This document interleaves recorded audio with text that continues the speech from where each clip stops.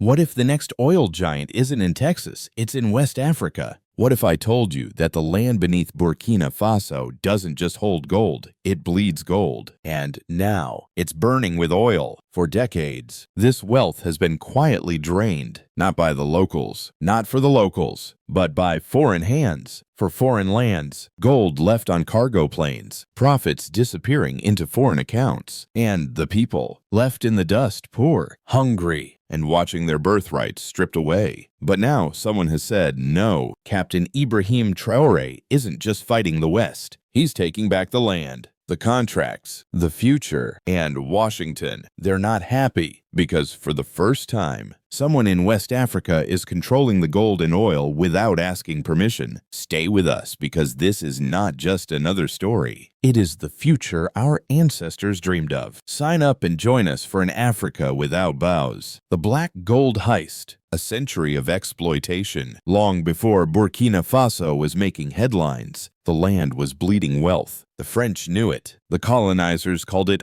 Upper Volta, a barren wasteland of rock. But underneath, a secret, one of the highest concentrations of gold in West Africa. By the 1940s, colonial companies had begun mining the gold veins beneath the ground. By the 1980s, gold exports had quietly surpassed cotton, and yet the people remained poor, always poor. The logic was always, you don't have the technology. Let the West help, but help came at a price. That price was control. Throughout the 1990s and 2000s, international mining corporations, many based in Canada, Australia, and the United States, signed lucrative contracts with corrupt post-colonial governments. In exchange for a pittance, they were given free rein to exploit the nation's wealth. By 2010, more than 70% of Burkina Faso's gold was mined by foreign companies. The country was rich, but only on paper. Gold poured out. Oil, too? Yes, oil. Beneath the dusty plains of the Sahel, vast, untapped reserves of crude oil were quietly discovered in the Northeast. But Western experts were quick to warn against exploitation, citing security concerns, environmental risks, and a lack of capacity. What didn't they mention? These reserves threatened to displace foreign oil interests in neighboring countries. Better to keep Burkina Faso poor and predictable. Meanwhile, the people suffer. In the town of Hound, locals pass by trucks of gold every day, hardly enough to buy bread. In Bobo Dioulasso, children play in red soil soaked with mineral waste, while nearby workers toil in unsafe mines, paid just a few dollars a day. A profound irony. The poorest people live on the richest land. Reports from Oxfam and Amnesty International have sounded the alarm. Burkina Faso exports billions of dollars in resources, yet more than 40% of its population lives below the poverty line.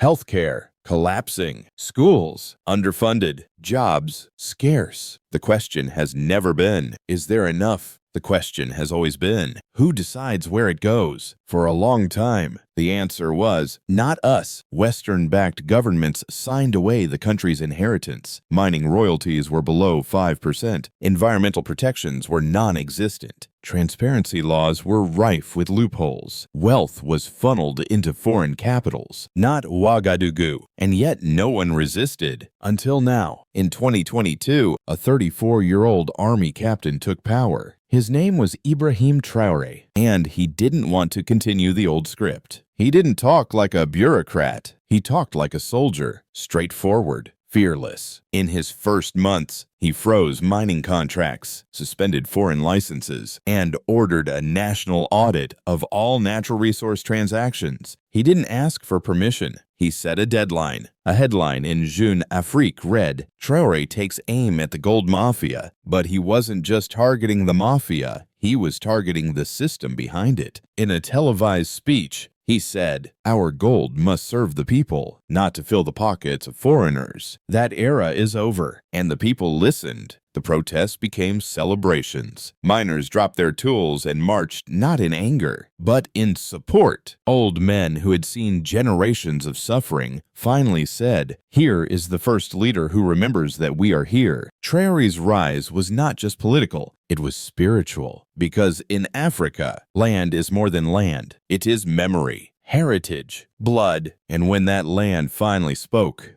The world listened. Traoré's rebellion. We own the soil now. They didn't believe he'd do it. The diplomats called him a temporary phase. The headlines say young and unpredictable. The mining executives laughed. He'll need us eventually. But Captain Ibrahim Traoré didn't blink. He moved fast. He moved boldly, and he moved for the people. Just weeks after taking power, Traoré halted operations at two of the largest gold mining sites in the country. He ordered an audit of every foreign license and called for a national review of contracts signed over the past 20 years. Some companies had paid less in taxes over 2 decades than a street vendor makes in a year. That ended. We don't need to beg for what is already ours, he said on national radio. We have engineers, we have geologists, we have will, and the world watched. In January 2023, Burkina Faso canceled a multi-million-dollar mining deal with a Canadian firm after it failed to meet transparency conditions. Within weeks, new agreements were being drafted, not with Europe or America, but with Russia, India, and China. These weren't perfect partners, but they brought one advantage: no colonial memory. Traoré's government demands 3 new terms in every deal: at least 51% local ownership, on-site refining, no more raw gold shipped abroad, training for local workers and engineers. This wasn't nationalism, it was alive. Gold is no longer just a mineral, it's a line in the sand. And Traoré drew that line with military precision. But gold wasn't the only battlefield. In April 2023, seismic reports confirmed commercial-grade oil reserves near the Arabinda Basin, long suspected, long ignored. Instead of calling in foreign consultants, Traoré summoned a national panel of scientists. He televised the announcement. Our ancestors died with empty hands while sleeping on riches. We will not repeat their silence. Within months, plans were announced for the country's first local oil refinery, small scale, but symbolic. No more shipping crude for pennies and buying back fuel at premium prices. In the capital, signs began to appear, made in Burkina Faso, owned by us. Children painted barrels with the national flag. Music videos celebrate black oil, black future, and for the first time, Burkina Faso began issuing oil extraction licenses under a new model: community profit sharing. Every village within 10 kilometers of a drill site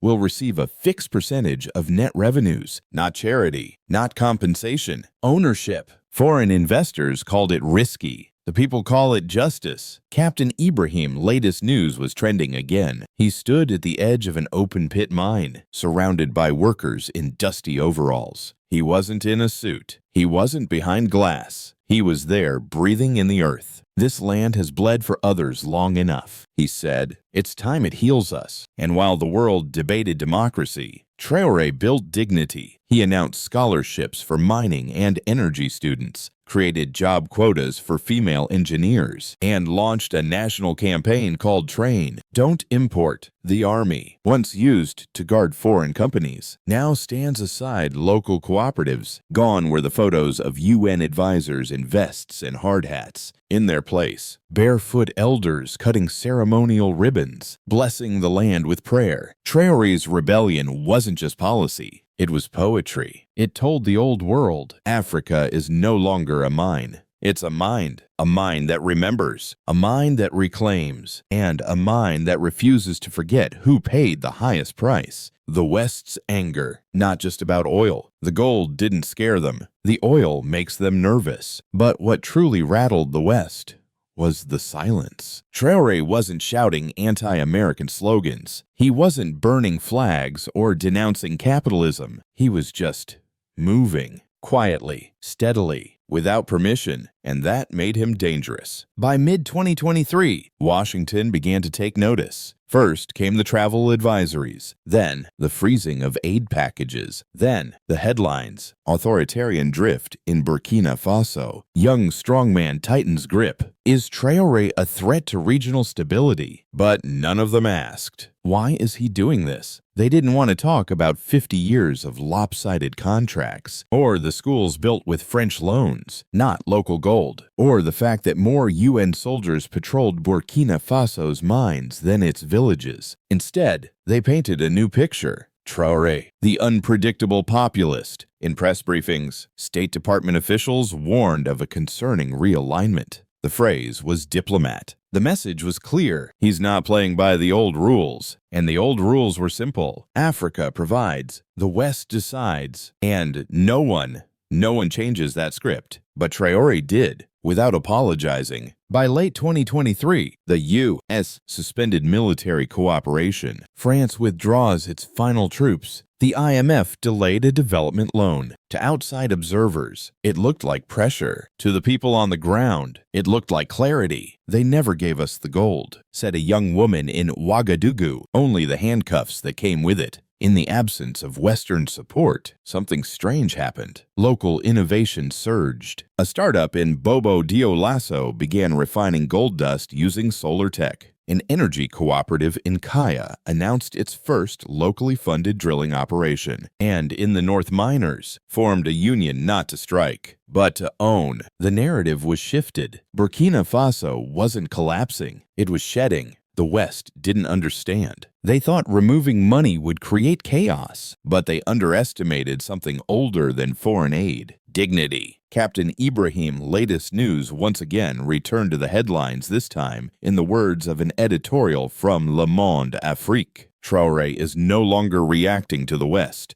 He is simply ignoring it. And that's what cut deepest. Because it wasn't just about contracts or geopolitics, it was about narrative control. If one African country could stand, others might follow. If Burkina Faso could build, Nigeria might remember how. If the people of Burkina Faso could see their leader say no and survive, the idea might spread. And that, for the empire, is the most dangerous idea of all. Burkina Faso latest news is now being tracked not by economists or generals, but by poets, teachers, farmers across the continent. In a town meeting broadcast across rural radio, an old man said, "We have waited many years for someone to speak our silence." Traoré speaks it. Meanwhile, Western think tanks scrambled. Analysts couldn't predict him. Diplomats couldn't reach him. Consultants couldn't control him, because Traoré wasn't seeking a seat at the old table. He was building a new one, in the red dust, with Khalid's hands, and without blueprints from Brussels. So now, the world faces a question it never wanted to ask. What happens when Africa stops waiting for approval and starts building without apology? If you believe this is what Africa needed all along, say amen in the comments below. The ripple effect. Africa starts to rise. Change doesn't stay still. It travels. It echoes. It dares others to move. By early 2024, what began in Ouagadougou had spread, not just to the villages of Burkina Faso, but across borders into Mali, Niger, and beyond. The world had focused on gold and oil, but something else was rising, a movement. Traoré didn't call it a revolution, he called it alignment. Burkina Faso, Mali, and Niger form a new axis, the alliance of Sahel states, military-led, resource-rich, and unafraid of the West's disapproval. But this wasn't just about sovereignty. It was about strategy. They began sharing intelligence, coordinating border patrols, comparing mining contracts, drafting regional infrastructure plans that bypassed France, the EU, even ECOWAS. The West calls it isolation. Africans call it independence. And the youth noticed. In Accra, students held debates on African gold for African growth. In Lagos, musicians dropped bars praising Captain I, the man who said no. In Dakar, muralists painted a Sahel map crowned with the phrase, "Don't ask, act." Captain Ibrahim latest news returned again, this time in classrooms. Young engineers in Bamako studied Burkina Faso's mining reform. Law students in Niamey dissected nationalization clauses in Traoré's new contracts. For the first time, Africa was learning from itself. In rural Gassi, northern Mali, a mechanic named Yusuf converted old diesel trucks into solar-powered water haulers using blueprints shared from Burkina Faso. He said, "If they won't sell us what we need, we'll build what we need." That was the pulse now.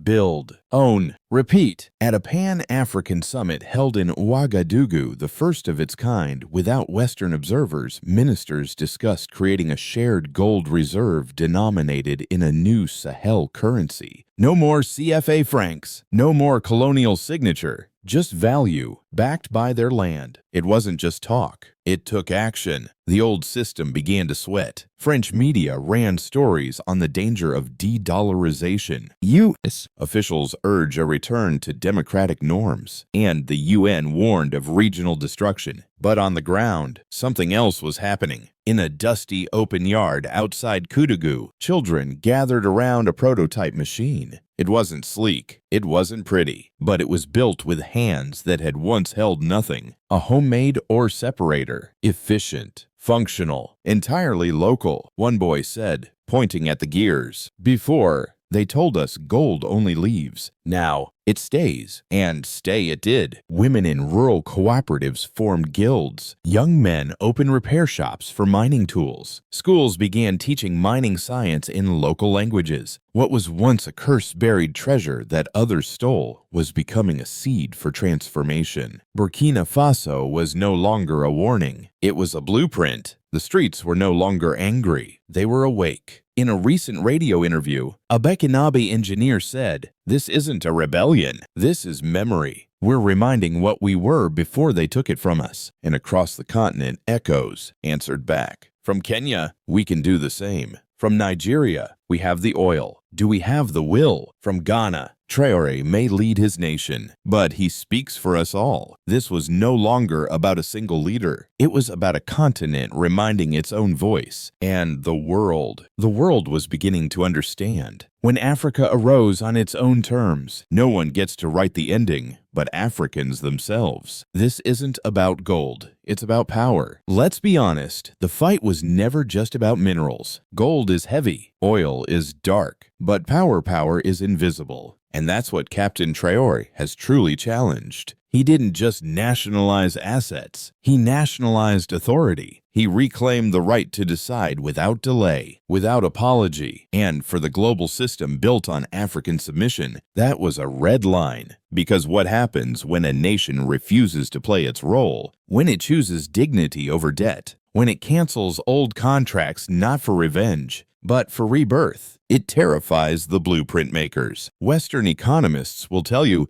this is risky, dangerous, unsustainable. But let's ask, was it not risky when France took 90% of Burkina Faso's gold profits through shadow royalties? Was it not dangerous when oil fields were mapped by foreigners while locals lived without electricity? Was it sustainable when every minister had to fly to Brussels for approval? The danger was never Traoré. The danger was the idea that Africa could act without a script. Captain Ibrahim latest news has become more than a search term. It's a code, a signal. That sovereignty is no longer theorized. And this terrifies empires more than any war. Because if you control your resources, you control your economy. If you control your economy, you control your voice. And if you control your voice, you control your destiny. That is what this moment is about. Traoré is not selling gold. He's selling a new narrative, one where African nations don't just negotiate, they walk away. One where leaders don't pose for donors, they build for descendants. One where children see their soil as sacred, not stolen. And it's spreading. In Abidjan, you'll hear it whisper. Did you hear what Burkina Faso did? In Kinshasa, mothers pray, may our sons be like Traoré. In Addis Ababa, analysis worries. What if this model works? Because this model does something Western systems never prepared for. It makes Africans believe they don't need saving. They need space. They need silence to remember, reimagine, rebuild. At the heart of it all isn't a mine. It's a mindset. One that says, we are not poor, we were made poor. One that adds, and we're done pretending. In a recent village meeting, a grandmother stood with a fist raised and said, when they took our gold, we cried. When they took our oil, we prayed. But now, we take it back, and we sing. And this is what the world wasn't ready for. Not a riot, not a rebellion, but a quiet, determined refusal to kneel. Because in the end, this isn't about gold. It's about who gets to say yes and who dares to say no. Gold can be melted, oil can be burned, but memory lives longer than empires. And today, in the heart of West Africa, memory is walking tall wearing boots, holding blueprints, and answering to no one but its own people. Captain Ibrahim's latest news is not about another military leader. It's about a shift, a tremor in the old order. Because when Burkina Faso said no more, the world expected chaos. But what they got was clarity. Clarity that this land was never poor, only pillaged. Clarity that freedom isn't found in speeches, but in systems. Clarity that the fight for Africa's future will not be televised. It will be built. Burkina Faso latest news has shown us something powerful. That one nation, one voice, one will can disrupt centuries of silence. And now the question is no longer, what will they do to stop him? It's, who will be brave enough to join him? Because this isn't just Traoré's battle. It's a call to every corner of the black world, from Harlem to Haiti, from Nairobi to New Orleans. A call to remember that what we build for ourselves, they cannot take, and what we reclaim with truth, they cannot bury. So let's ask not what Africa needs to beg for, but what Africa is ready to become. Africa rise. If this story moved something in your chest, don't scroll past. Like, share, speak, subscribe because they hid our history long enough. Let's speak our future out loud. Thank you for being here. We'll see you in the next story, the kind they still don't want you to hear.